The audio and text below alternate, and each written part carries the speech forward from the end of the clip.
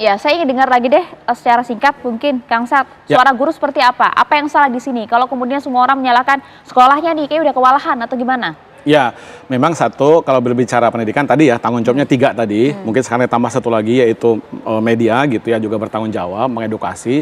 Pendidikan itu bukan hanya tanggung jawab sekolah dan guru. Itu satu. Yang kedua, dalam konteks rencana KDM ini kami mengusulkan tadi tentu harus dari hulu sampai hilir. Ketiga, dalam konteks Jawa Barat memang ada yang menarik nih, Syarifah Maria.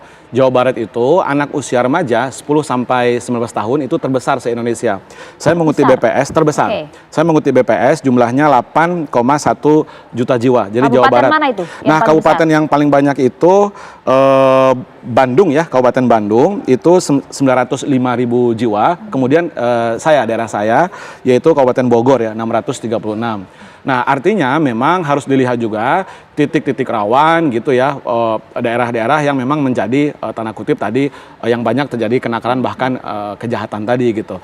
Tapi terlepas dari itu kami berharap guru terlibat di sini gitu ya. Kalau tadi sudah clear rasanya, jadi tidak konsepnya bukan berarti lempar ke barak, kemudian anak terlepas dari sekolah selama 1 tahun. Tidak seperti itu kalau tadi keterangan Kang Deddy atau Prof Muradi, tetapi ada keterlibatan sekolah, ada keterlibatan orang tua tetap gitu. Karena kita negara Pancasila bergotong royong, ayo semuanya harus sama-sama punya kesadaran bahwa anak-anak kita itu adalah masa depan Indonesia, masa depan Jawa Barat. Jadi saya pikir tidak boleh lagi kita hanya menitik beratkan kepada satu saja, yaitu guru atau TNI saja yang mendidik gitu kan. Tetapi kita semua, saya pikir TV One hari ini juga memberikan edukasi kepada orang tua siswa, kepada masyarakat gitu ya. Dengan adanya rencana misal seperti ini, kalau memang intinya adalah melibatkan guru, melibatkan sekolah, saya rasa ini bisa menjadi percontohan juga. Kalau konteksnya tadi ya, terlibat guru, kurikulumnya nggak lepas, dan yang terakhir,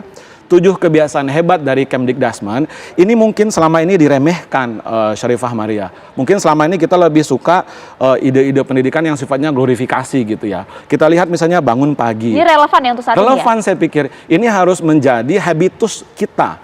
Ya kan, murid-murid, guru-guru, orang tua, bangun pagi, beribadah, berolahraga, makan sehat bergizi, gemar belajar, bermasyarakat, dan tidur cepat. Ini mungkin seolah-olah, ini kok kebiasaannya seperti itu gitu ya, tidak yang melangit, tapi saya pikir ini sangat mengakar. Bagaimana anak tawuran? Bagaimana dia bisa keluar dari rumah bawa sajam? Oh, karena di rumah itu dia tidak tidur cepat, ya kan? Mungkin beribadahnya juga tawuran sore-sore kok, Kang. Ya, sore, malam juga, atau pagi. Pagi juga kan terjadi kan gitu. Nah, pagi kenapa? Oh, mereka ternyata begadang dan seterusnya gitu. Nih, jadi saya pikir ini harus dikuatkan betul Kemdikdasmen berbasis program. Dan yang kedua, guru-guru BK itu betul-betul didistribusikan ke seluruh sekolah-sekolah Indonesia gitu untuk memberikan konseling. Kalau perlu ada anggaran psikolog-psikolog dihadirkan di setiap sekolah. Saat ini betul ya datanya bahwa belum merata di semua sekolah ada guru jangankan guru BK, jangankan guru BK, berbicara tadi pendidikan bela negara, guru Pancasila, guru PKN saja banyak yang kurang. Mata pelajaran Pancasila diisi oleh guru prakarya, guru kewirausahaan, guru olahraga, itu banyak. Jadi memang persoalan pendidikan kita masih hal-hal pokok, makanya persoalan kekerasan murid bla bla bla itu masih terjadi, ya kan, karena gurunya juga kurang. Gitu. Menarik, Prof Cecep, dari Anda, Prof. Oke lah kalau kemudian nanti kita lihat bagaimana kemudian proyek ini berlangsung 2 Mei, beberapa hari lagi, besok Kamis paling tidak sekitar 3 hari lagi akan berlangsung. Masukan ada seperti apa, Prof? Ya, saya tetap bahwa satu harus ada regulasinya dulu ya. Yang kedua, kebijakan ini harus melibatkan berbagai pihak dan bukan hanya sekolah, ya, bukan hanya pihak militer, tapi juga berbagai pihak. Yang ketiga, dibuat roadmap. Ya, roadmap penanganan soal karakter siswa itu seperti apa di Jawa Barat. Jadi bukan soal setahun 2 tahun, ini harus buat roadmap yang jelas. Saya kira itu mudah-mudahan karakter masyarakat kita, khususnya anak-anak muda Jawa Barat, akan lebih baik, lebih berkualitas gitu ya. Oke. Termasuk juga sejauh ini begitu ya, apakah kemudian dari pihak pemerintah, dalam hal ini pemerintah Provinsi Jawa Barat sudah kemudian mengajak begitu ya sejumlah pendidik termasuk juga dari UPI untuk kemudian mengkaji lebih lanjut apa sebenarnya strategi pendidikan yang tepat bagi mereka untuk bisa membangun karakter mereka? Sudahkah kemudian ada koordinasi itu, Prof Cecep? Ya, secara umum sih ya kita sering membantu ya pemerintah provinsi, tapi terkait dengan ini mungkin kita tunggulah langkah-langkah yang saling Berarti belum. antisipatif ya antara pemerintah dengan perguruan tinggi ya, khususnya dengan UPI gitu. Oke, termasuk juga P2G belum ada. Oh iya, saya pikir organisasi guru masih terlibat gitu ya. Sudah ada koordinasi belum? Belum ada. Makanya kami kaget juga ini di bulan Mei ya, 2 Mei gitu. Dan kalau dimulai bulan Mei tentu akan terpotong ya tengah semester. Tentu harus kalau berbicara tadi komprehensif di Juli mestinya tahun ajaran baru gitu kan dengan konsep kolaborasi gotong royong tadi. Oke, gitu. termasuk juga yang menjadi concern dari sejumlah pihak adalah bagaimana kemudian sebenarnya penegakan hukum ini yang Betul. kemudian juga menjadi salah satu faktor mengapa hal ini masih terus terjadi hingga saat ini. Prof. Muradi, Anda melihat ini menjadi salah satu faktor pemicu karena kemudian kalau kita lihat nampaknya anak-anak yang kemudian melakukan tawuran, tindakan-tindakan kriminal, ujung-ujungnya adalah kembali lagi sesuai dengan aturan dan juga undang-undang yang ada, restoratif justice, tidak dihukum. memberikan efek jera. Anda sepakat dengan hal ini? Ya, di rancangan undang-undang Polri itu ada juga dibahas soal peradilan anak ya. Yang problemnya Mbak, kita nggak punya secara spesifik betul ya peradilan lapas anak. Kalaupun ada sangat terbatas. Jadi memang ini juga bukan efek jera yang kita harapkan sebenarnya. Saya sih melihat begini, keberadaan penegakan hukum, kemudian disiplin segala macam itu kan kunci tetap di sekolah ya, tadi yang disampaikan Mas Arya tadi, bahwa pertama sekolah jadi penting, yang kedua ya keluarga. Artinya buat saya seperti simpel ini, bahwa ini kalau saya menganggap ya ini bisa jalan ya, tapi kita lihat sambil jalan maka memang akan menjadi program yang sifatnya tetap atau kemudian hanya sebatas pada misalnya crash program tadi. Kalau buat saya sih simpel itu. Karena apa? Karena ini dulu waktu mungkin kalau mungkin Prof. Cecep dan Pak Sadar itu pernah SMA lah ya, mungkin tahun 90-an kita pernah mengalami itu juga kok. Dan kemudian memang efeknya relatif kemudian orang merasa menjadi satria kan. Jadi kemudian pulang dari sana, kemudian mereka merasa punya air. Mungkin Bapak Ibu pernah muncul misalnya ada Taruna Nusantara SMA misalnya memang menjadi grade di luar Akmil waktu itu ya. Tapi saya kira ini juga menjadi penting. Penegakan hukum oke, tapi efeknya bukan untuk memenjarakan anak-anak kita, tapi juga bagaimana kemudian memberikan stimulasi ke anak-anak supaya kemudian mereka kembali ke jalan sebagai anak-anak remaja ya.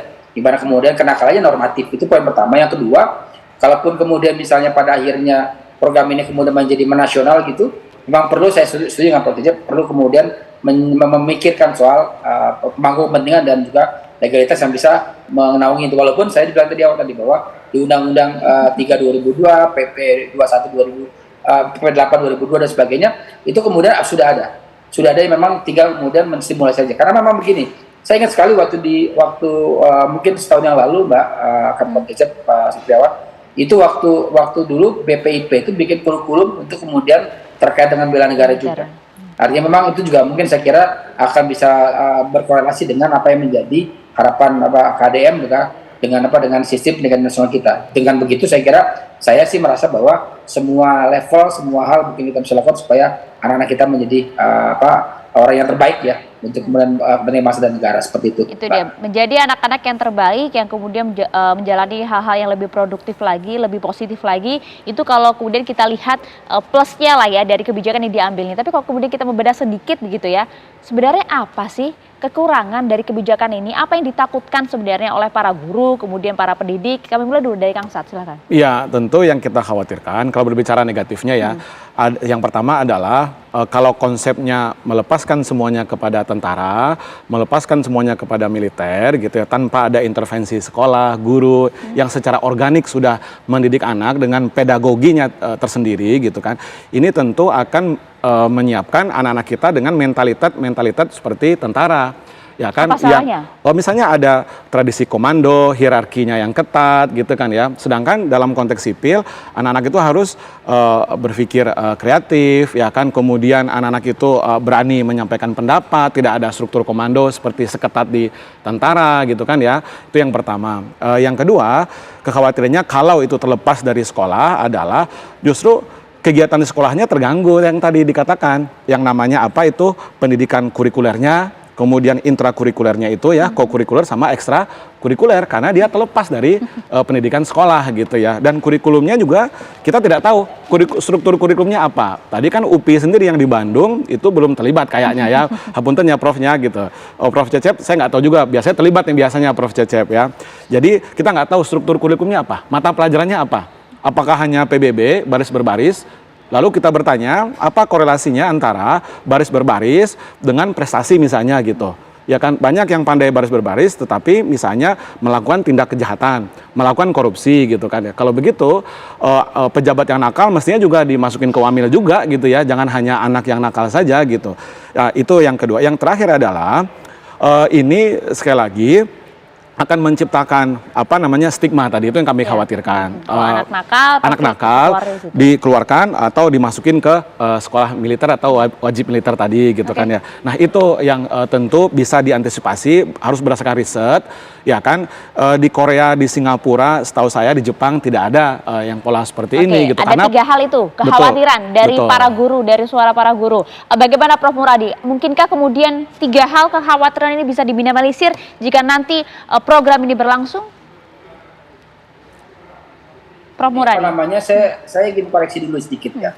Saya hampir 6 tahun, itu 5 tahun jadi ketua komite sekolah. Salah satu poin penting sebenarnya kenapa kemudian kenakalan remaja jadi besar adalah karena ekskul itu tidak di-cover lagi. Jadi karena apa? Karena tadi negara atau pemerintah itu melakukan bebas uang sekolah untuk SMA. Jadi akhirnya betul yang disampaikan Pak Staram tadi. Selain juga guru yang kemudian yang mengajar banyak tempat ya, banyak bidang, juga hampir mungkin sepertiga atau mungkin setengahnya dari guru se-Indonesia mungkin ya, itu adalah guru yang kemudian tidak dalam posisi yang nyaman dengan masa depannya dia. Masih honorer, kemudian masih P3K juga belum clear dan sebagainya. Jadi akhirnya berkelidan ini Mbak. Kalau saya sekali lagi, kalau itu kan jangka panjang. Nah jangka panjang itu yang kemudian saya kira penting untuk kemudian menjadi pemikiran bersama. Hari ini dalam 2-3 hari Kang KDM akan bikin program itu. Kalau saya sebagai orang yang kemudian menganggap bahwa mungkin juga kita patut coba. Karena yang terlibat bukan TNI aja, ada polisi juga di sana. Tinggal kemudian bagaimana prosesnya tadi kan juga nanti misalnya dalam materi itu kalau tidak salah ya, itu juga dia diberikan materi soal bagaimana supaya mereka tidak melanggar hukum. Karena banyak yang takut nih Prof, jangan sampai nanti ini nggak dicuci otaknya kan gitu loh Prof, secara militer. Saya sampai hari ini yakin betul tidak. Karena tadi saya bilang pelibatan bukan cuma TNI tapi ada teman-teman Polri, karena mereka sudah juga terlibat sudah dihubungi ya di Jawa Barat. Jadi saya kira untuk program 2 Mei ini kita lihat sampai kemudian kita sambil jalan menyiapkan infrastrukturnya, menyiapkan legalitasnya, menyiapkan kemudian bahwa nanti mungkin di masa akan datang guru-guru bisa jauh lebih terlibat. Paling tidak misalnya dalam hal misalnya memastikan bahwa anak-anak kita jauh lebih visioner untuk masa depan mereka begitu, Mbak. Oke, baik. Terima kasih banyak Prof Muradi, Prof Cecep, dan juga Kang Sat atas waktunya malam hari bersama kami. Kita lihat, ini tinggal beberapa hari lagi, 2 Mei kata ini akan berlangsung. Itu dia, seperti apa kemudian program ini juga akan dilaksanakan. Harapannya adalah anak-anak bangsa, terutama warga Jawa Barat ini bisa menjadi anak-anak yang lebih mandiri, kemudian produktif, dan juga berprestasi. Disiplin, itu yang paling penting. Terima kasih banyak atas waktunya bersama kami.